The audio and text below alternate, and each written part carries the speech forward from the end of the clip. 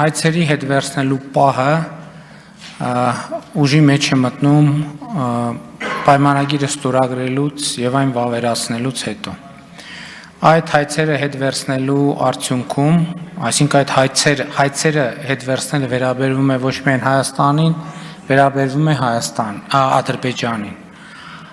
Այդ հայցերը հետ վերցնելու արդյունքում ինչքան Հայաստանն է, ինչպես դուք եք նշում, թուլանալու, այնքան թուլանալու է Ադրբեջանը։ Այսինքն սա ֆունդամենտալ արձանագրումն է։ Երկրորդը, որը շատ ավելի ֆունդամենտալ մի հարց կա, եւ ես այսօր sense թե նենց պլանավորել էի այդ մասին խոսել եւ կխոսեմ այդ մասին, ֆունդամենտալ հարցը հետեւյալն է, որ մենք Հայաստանի Հանրապետությունը,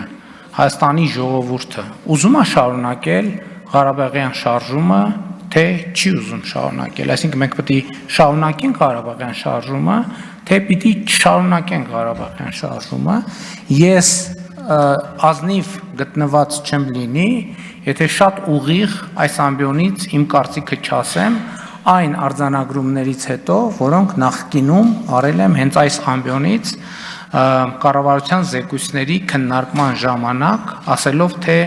ինչ դերակատարում է, ինչպես է օգտագործվել Ղարաբաղյան շարժումը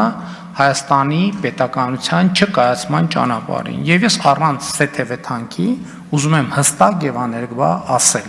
որ ես կարծում եմ, որ մենք Ղարաբաղյան շարժումը չպետք է շարունակենք։ Եվ ուզում եմ ասել, որ այն խաղաղությունը, որի ճանապարհով մենք գնում ենք,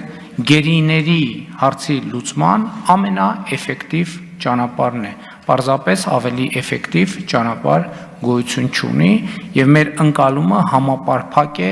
եւ ամբողջական։